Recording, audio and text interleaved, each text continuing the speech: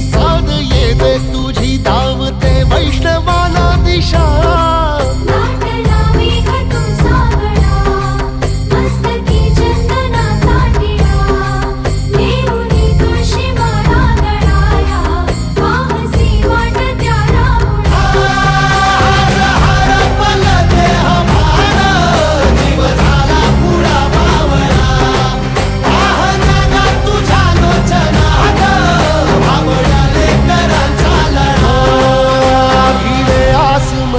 ध्वजा वैष्णवांची उभी पंढरी आज नादावली